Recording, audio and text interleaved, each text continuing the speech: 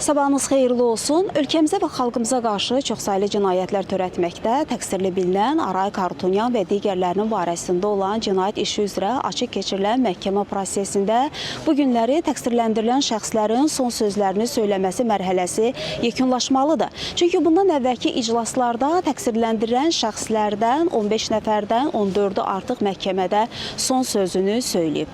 Bir nəfər qalıb, o da bu günləri məhkəmə prosesində son sözlə çıxış etməlidir.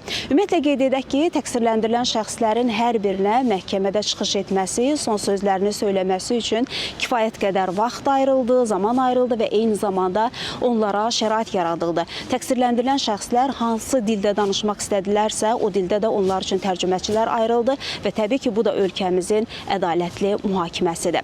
Bugünkü məhkəmə prosesində təqsirləndirilən şəxs David İşxanyan son sözlə çıxış edəcək. Qeyd edək ki, dövlət ittihamını müdafiə edən prokurorlar çıxış edərkən David İşxanyanın ömürlük azadlıqdan məhrum olunmasını məhkəmədən xahiş ediblər. David İşxanyan isə məhkəmədə son sözündə nələr söyləyəcək? Biz bu barədə xəbərlərin növbəti buraxılışlarında tamaşaçılara məlumatları çatdırmağa çalışacağıq. Hələlik isə bu saata Bakı Məhkəmə kompleksinə çatdıracaqlarımız bu qədər deyərək sözü yenidən mərkəzə, studiya ötürürük.